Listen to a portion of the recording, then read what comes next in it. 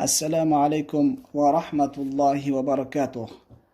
Aziz tinglovchilar, qadrli o'quvchilarimiz, sizlar bilan arab tili harflari turkumidagi darslarimizni davom ettiramiz va bugun sizlar bilan ikkita emas, balki 3 ta harfni o'rganishni niyat qildik.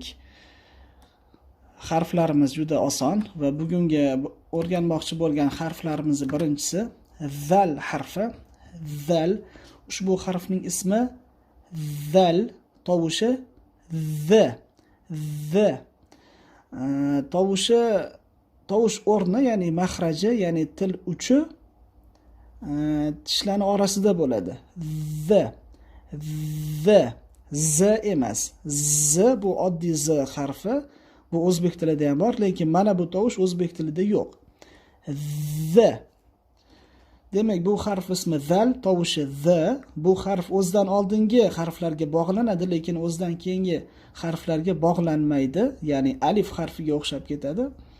Bog'lanish jihatidan shu sababdan biz bu harfni ikki xil ko'rinishini ko'rsatdik va bosh ko'rinishi mana bu holatda. Bosh ko'rinishi bu holatda albatta nun harfiga o'xshab ketadi. Nun harfiga o'xshasa-da siz adashtirib yubormang. Nun harfi o'zidan keyingi harfga bog'lanadi. Zal harfi esa o'zidan keyingi harfga bog'lanmaydi. Mana shu jihatdan bu harflarni o'zaro farqlasangiz bo'ladi va nun harfi bu harfga nisbatan sal pastroqda va sal to'g'riroq yoziladi. Bu harf esa sal qiyaroq holatda yoziladi. O'rta va oxirgi ko'rinishi mana bu holatda, satr ustida. Har ikki ko'rinish ham satr ustida yoziladi. O'zidan oldingi harfga mana bog'landi, lekin o'zidan keyingi harfga bog'lanmaydi. Misollarda ko'rib chiqamiz. The, zu,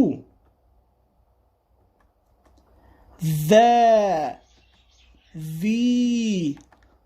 zu, then, zin, zun, za'aba, za'aba. Hamzani tovushi, talaffuzi aniq bilinsin. Za'aba. Yaz'abu, yaz'abu. E'tibor berganingizdek, zal harfidan keyin alif keldi, mana bog'lanmadi. Ikkinchi so'zimizda mana o'zidan oldingi ya harfiga bog'landi, lekin o'zidan keyingi alifga bog'lanmadi. Va alif ham xuddi shu tarzda o'zidan keyingi harfga bog'lanmadi. Za'abun, za'abun, zata, zaba, yazubu, zawabanun, zawabanun, zubabun, zubabun, zubabatun, zubabatun, zammun, zimmatun, aznaba, yuznibu. Mana shu so'zda zal harfi bilan nun harfini farqini ko'rsangiz bo'ladi. Qarang. Zal harfi sal balandroq yoziladi, sal kattaroq ko'rinishda. Nun harfi sal kichkinaroq. Zal harfi o'zidan oldingizga bog'lanadi, lekin o'zidan keyingizga bog'lanmaydi. Nun harfi har ikkala tomondagi harfga bog'lanadi. Mana shu jihatdan ham bu harflarni farqlab olsangiz bo'ladi. Zanbun, zunubun, zanabun, zanabin,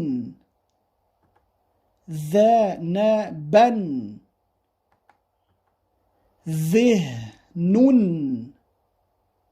zihnun,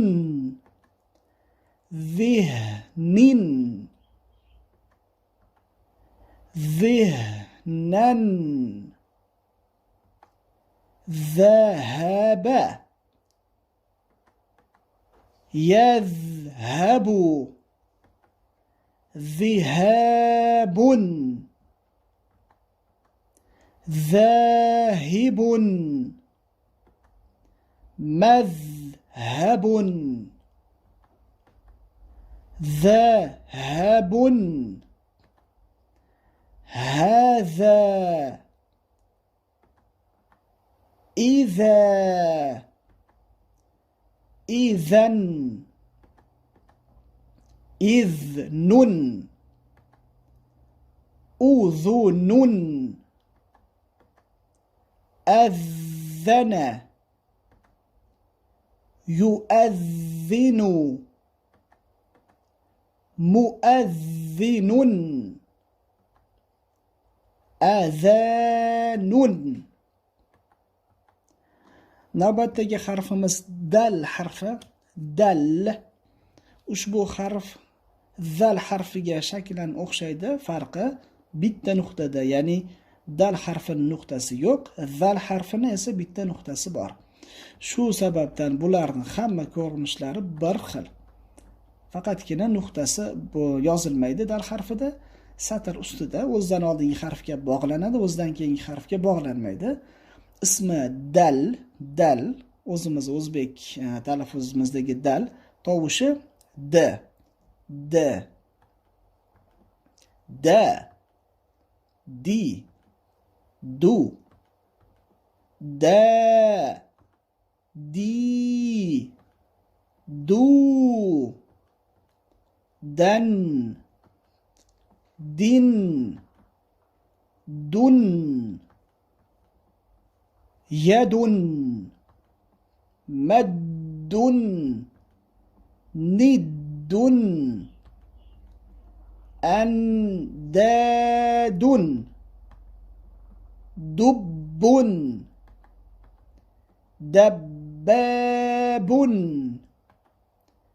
da'aba, da'aba, yad'abu, yad'abu, da'bun.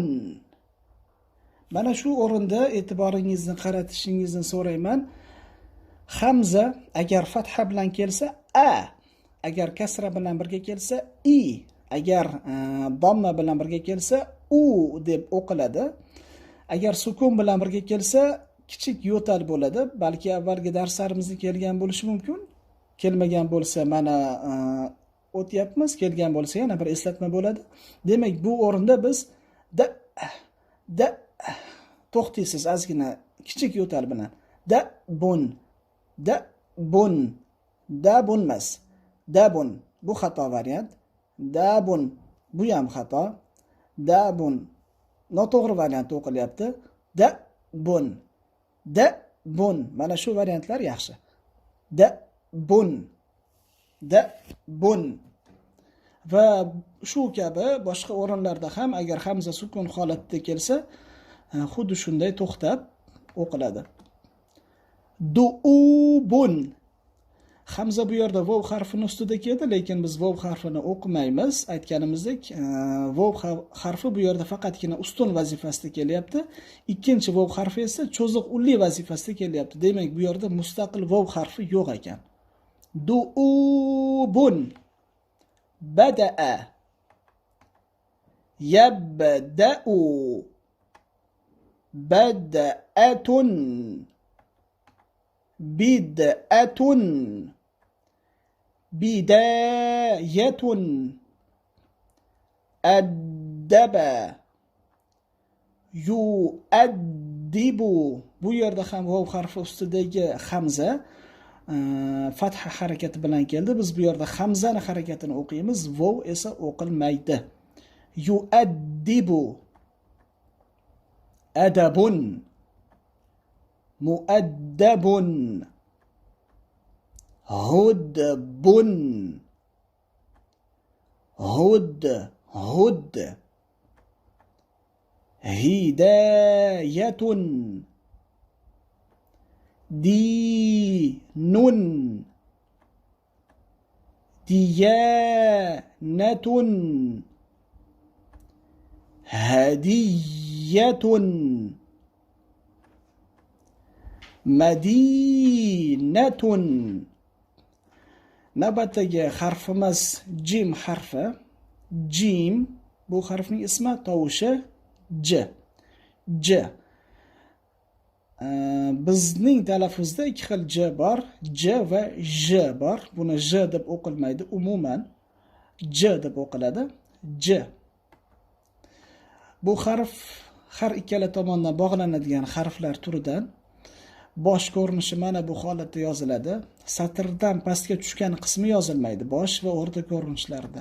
O'rta ko'rinishda esa mana bu holatda o'zidan avvalgi harfga bog'langan va o'zidan keyingi harfga ham bog'lanadi. Oxirgi ko'rinishda aytganimizdek, hamma harf o'zini asl holatiga qaytadi. Mana satrdan pastga tushirib yozilyapti. Misollarini ko'rib chiqamiz. J, G, Ju, J, G,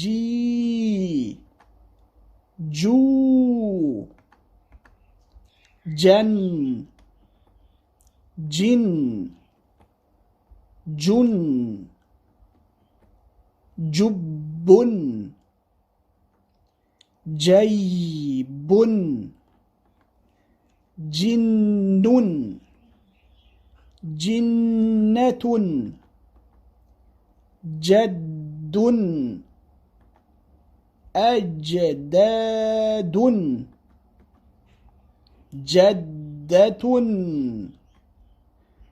Jaddatun, Jayyidun, Jayyidatun, Jadidun, Jadidatun, Janinun, Najibun, Zujajun, Zujajatun, Dajajun, Dajajatun, Haja, Yahiju, Haijun. Mana bu o'rinda ham hamzani harakatini o'qiymiz va hamzani harakati aniq-taniq bilinishi kerak. Haijun, tajun, ajaba, ajaba, yujibu, yujibu, ijabatun, ijabatun, ijtahada, ijtahada. Jim harfi misollarini ko'rib chiqdik. Demak, xulosa qiladigan bo'lsak, dal va zal harflari o'zidan oldingi harfga bog'lanib, o'zidan keyingi harfga bog'lanmaydigan harflardan, jim esa o'zidan oldingi va o'zidan keyingi harflarga ham bog'lanadi. Dal va zal harflari satr ustida, jim esa oxirgi ko'rinishda satrdan pastga tushirib yoziladi. Va inshaalloh keyingi darslarimizda jim harfi shaklidagi harflarni o'rganamiz. Salomat bo'ling. Assalomu alaykum va rahmatullohi va barakatuh.